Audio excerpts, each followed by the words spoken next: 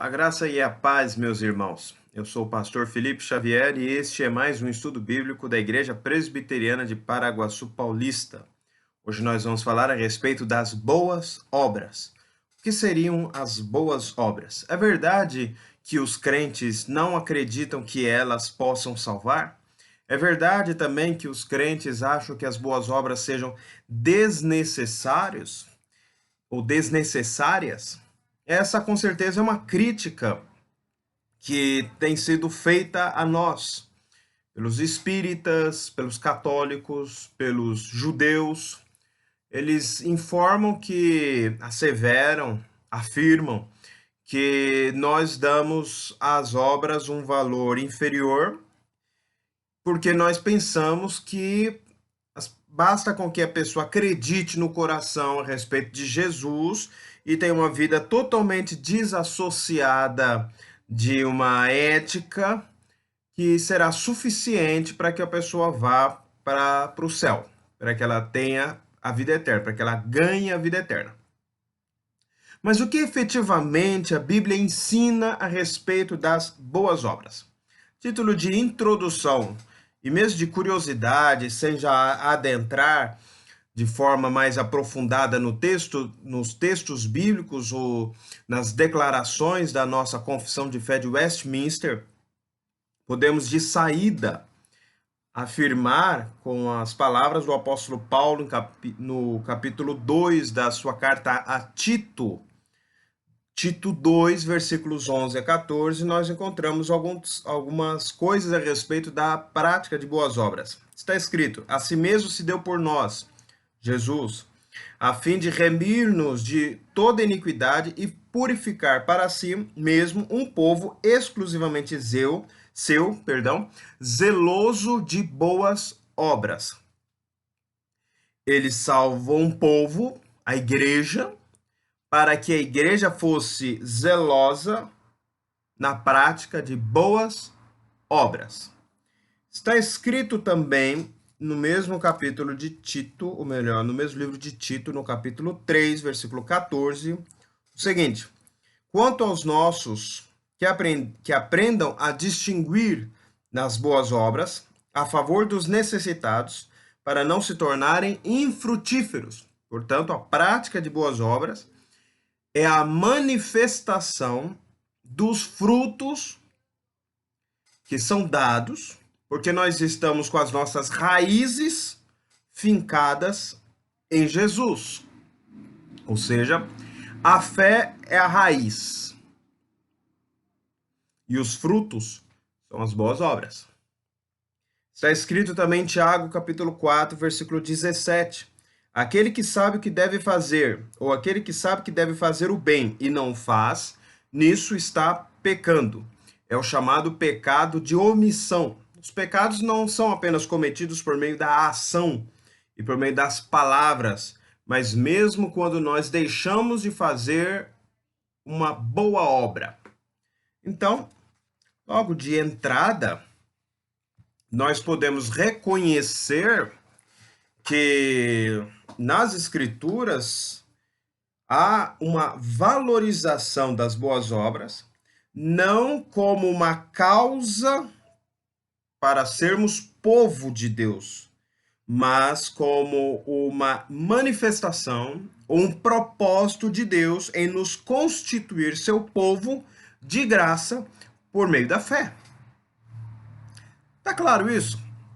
Nós não somos salvos pelas obras, mas nós somos salvos para as obras.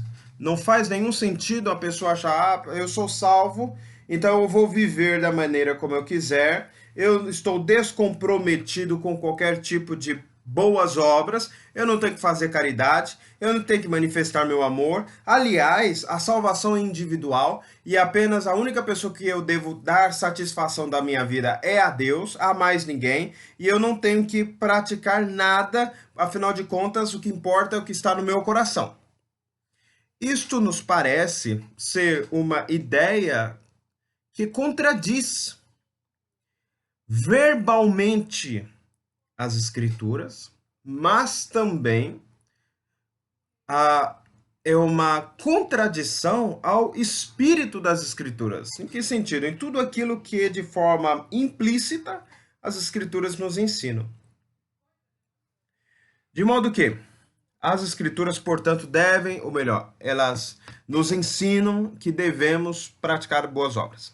As boas obras, em primeiro lugar, são ordenadas nas Sagradas Escrituras. Está escrito em Atos, capítulo 20, versículo 35. Abra sua Bíblia em Atos, capítulo 20, versículo 35. Atos 20, 35. Tenho-vos mostrado em tudo que, trabalhando assim, é mister socorrer aos necessitados e recordar as palavras do próprio Senhor Jesus. Mais bem-aventurado é dar e receber. A prática desta prodigalidade no benefício do outro, ela é ensinada nas Escrituras. Jesus diz que nós devemos trabalhar e com o fruto do nosso trabalho, não apenas nós mesmos usufruir com justiça, há que se dizer, mas também socorrer os necessitados. Aqui, boa obra é a caridade. Aqui, o sentido de boa obra parece se aproximar de um conceito espírita, da boa obra como um socorro ao necessitado. E aqui eu já quero esclarecer que nós não queremos que dependa unicamente da instituição igreja a prática das boas obras, mas também individualmente. Eu fiquei bastante feliz hoje ao ouvir de um irmão da nossa igreja me testemunhando a respeito de algumas coisas que ele tem experimentado, não atrás de algum elogio, mas para compartilhar comigo a respeito daquilo que Deus tem feito para ele e também por meio dele. E assim também mostrar a reação que ele tem obtido ao experimentar a bênção do exercício da caridade. Isso ele tem feito de forma particular. E é disso que eu estou falando, irmãos. A igreja, ela pratica boas obras, pratica boas ações, mas os seus membros, de forma individual, também podem e devem fazê-lo, como de fato tem feito. Às vezes nós, os protestantes, os cristãos protestantes, nós não somos reconhecidos pelas boas obras que praticamos. Por quê? Primeiro, porque nós não as enfatizamos. Segundo, porque nós não tocamos, porque não devemos tocar trombeta daquilo que fazemos. Nós não anunciamos, nós não colocamos em outdoor as coisas que nós estamos fazendo. Nós não somos como o governo que coloca lá nas placas, porque deve fazer, é o princípio da publicidade, está na Constituição Federal. O governo deve fazer isso, porque ele deve prestar contas, porque é dinheiro público. Então ele coloca lá, obra tal no governo de fulano de tal, sem promoção de qualquer particular, mesmo do governante, foi gasto tantos milhões, mil reais, tantos milhares de reais, tantos milhões de reais, tantos bilhões de reais, em determinada obra e está lá no outdoor. O governo está prestando contas para o titular do poder político no Brasil, da soberania, que é o povo brasileiro. Nós, quando praticamos boas obras, nós também manifestamos isso diante do soberano, diante do titular do poder sobre nós. Só que não é o povo, é Deus. Então, as boas obras, elas são manifestas diante de Deus. E elas devem fazer isso. E nós ficamos muito felizes de saber que os irmãos da igreja, eles vão praticando boas obras e eles são ricos em boas obras. Podemos fazer mais? Podemos. Esta pandemia está nos ensinando, meus irmãos, que no que diz respeito à possibilidade nossa de ajudar o poder público enquanto na administração da saúde pública, como por exemplo a Igreja Presbiteriana de Rancharia, nossa vizinha aqui, anualmente faz uma festa do milho para beneficiar o hospital da cidade. Nós também aqui em Paraguaçu Paulista podemos fazer isso e penso eu que a gente precisa até pensar um pouco a respeito disso, de como podemos ajudar mais a Santa Casa da cidade ou eventualmente alguma outra instituição para aumentar a UTI, para aumentar o número de leitos, sei lá, para ajudar a fazer alguma coisa. Mas isso pode ser feito por nós, enquanto instituição Igreja Presbiteriana de Paraguaçu Paulista, uma igreja presbiteriana de Rancharia, nossa vizinha aqui, cidade vizinha, tem feito, mas também individualmente, cada um de nós podemos sim socorrer o necessitado. Socorro do necessitado não é comunismo. Às vezes algumas pessoas falam, pastor, esse negócio de socorrer o pobre, socorrer o necessitado não é, é comunismo. Comunismo é quando o Estado vem e pega o fruto do meu trabalho para dividir com todo mundo. Isso é comunismo. Não existem mais coisas no comunismo, é claro. Não existe só isso no comunismo. No comunismo existe aí alguns pressupostos que militam contra a ideia cristã. Não é só comunismo, o existencialismo também, o naturalismo também, as religiões orientais também, o islamismo da mesma forma. São cosmovisões concorrentes com a nossa, com o pensamento cristão, sobretudo com o pensamento cristão reformado. Porém, o texto não está falando que o Estado vai vir pegar minhas coisas para distribuir. Eu que vou pegar minhas coisas e vou distribuir. Então não é comunismo, não é socialismo, é generosidade cristã. E nós devemos ser ricos nesta prática. Mas, em segundo lugar, primeiro, as boas obras são ordenadas nas Sagradas Escrituras e existem diversos textos que falam sobre isso. 1 Timóteo 6, 17 e 18, Hebreus capítulo 13, versículos de 1 a 3, Tiago capítulo 2, versículo 15 a 17 e diversos discursos de Jesus nos evangelhos. Agora, em segundo lugar, as boas obras devem ser fruto da verdadeira fé. Quem tem fé deve demonstrá-lo por meio da prática de boas obras. E aqui eu gostaria de mencionar dois textos. Efésios 2:10, que é muito parecido com o texto que nós lemos em Tito, que nós fomos predestinados para a prática de boas obras. Efésios 2:10, está escrito isso. E está escrito também em Tiago capítulo 2, versículo 14, versículo 17, versículo 16, 26, perdão, que nós demonstramos a nossa fé por meio da prática das boas obras. Se você não entendeu os textos, você pausa aí, volta um pouquinho e anota. Tiago 2, 14, 17, 26 e Efésios 2, 10. Nós somos predestinados para as boas obras, diz Paulo em Efésios. E Tiago diz que nós demonstramos a nossa fé por meio da prática das boas obras. O que eu ouvi uma pessoa de uma outra religião criticar os cristãos recentemente?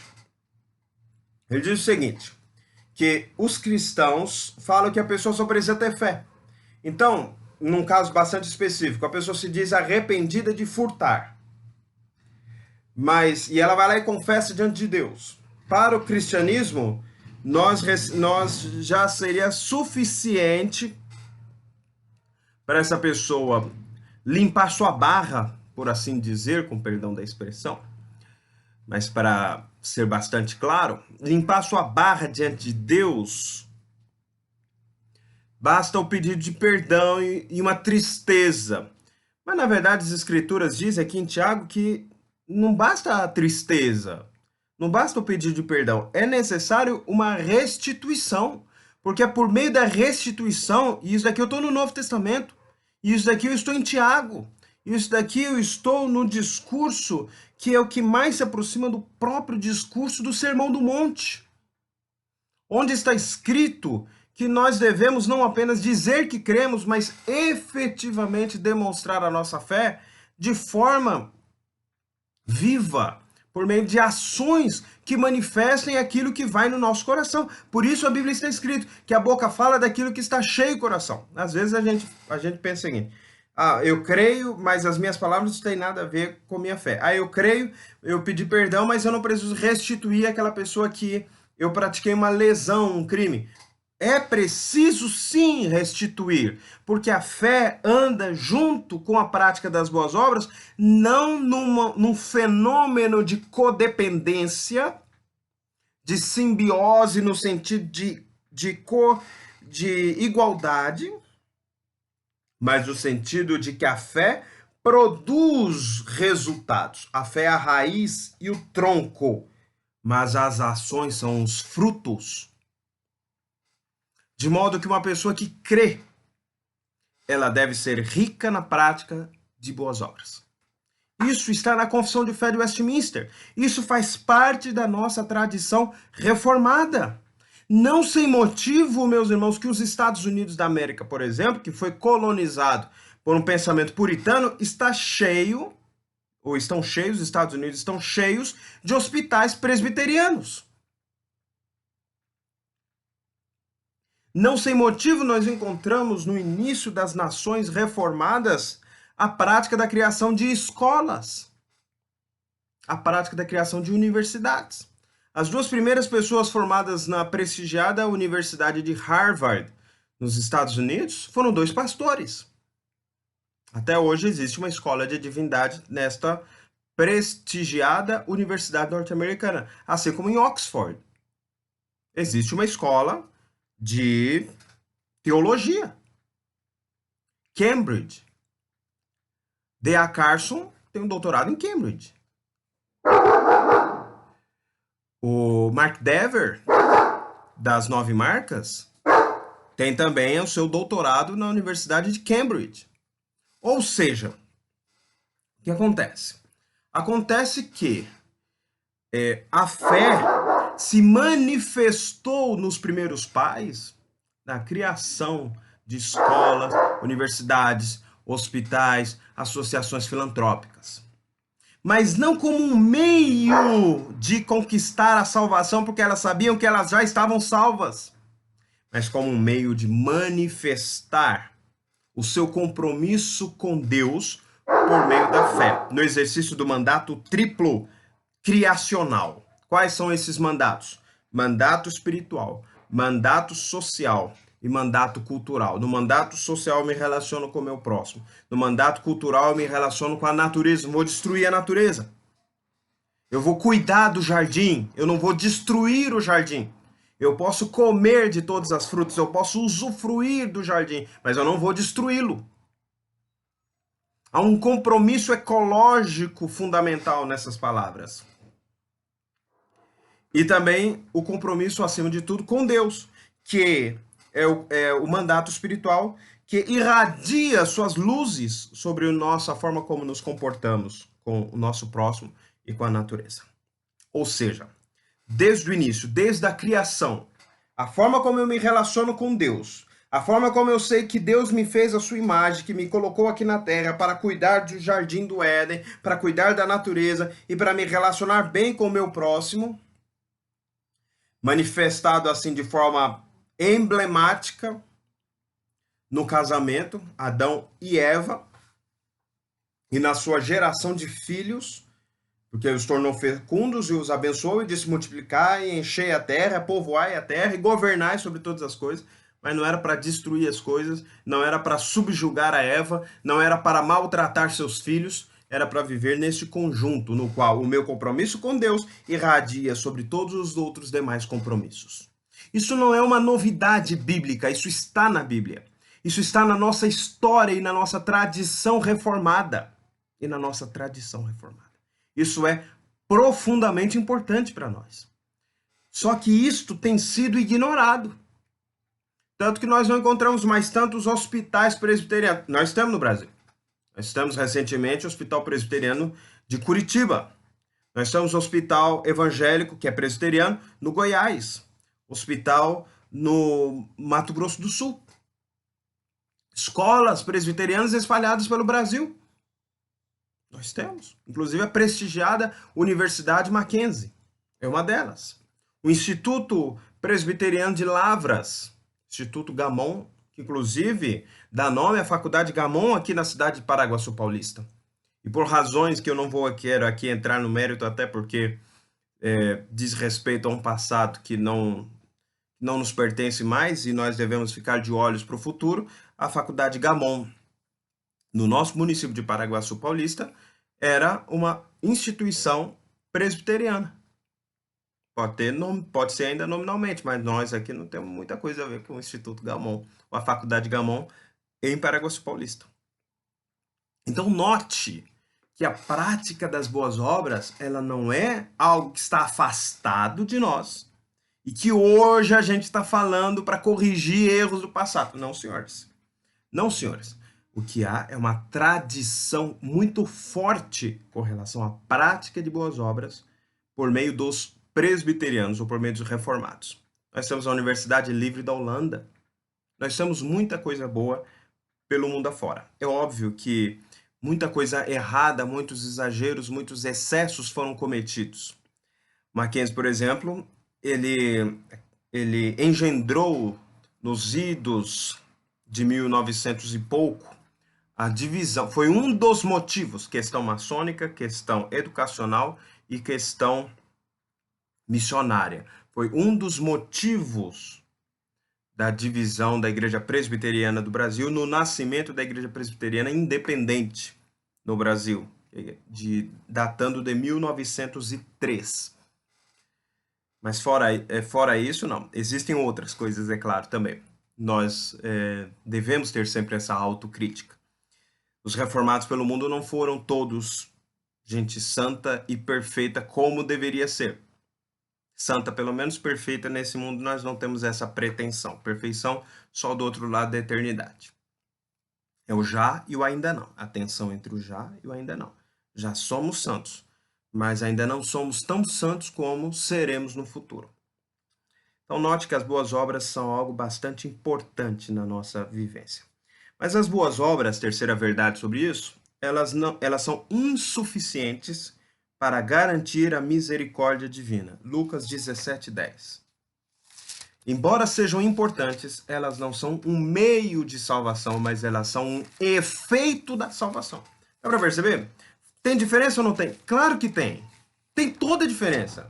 Porque num aspecto eu acho que eu me salvo, eu sou bom. No outro aspecto, eu sei que eu fui salvo totalmente gratuito e eu quero compartilhar com gratidão com as outras pessoas. Então o foco na segunda visão não está em mim, na minha bondade, o foco está em Deus que me salvou. É totalmente diferente. Lucas 17, versículo 10.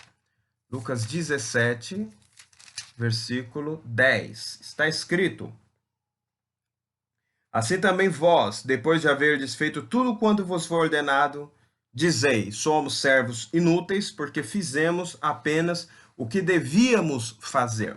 Isso será objeto no futuro de alguma pregação minha, mas o texto aqui está falando da pessoa que fez o que deveria. Alguém é devedor dele porque ele fez o que ele já deveria? Não. A grande questão é que nós não fazemos o que nós deveríamos fazer. Ou seja, nós precisamos de um Salvador. Romanos 3,19 está escrito.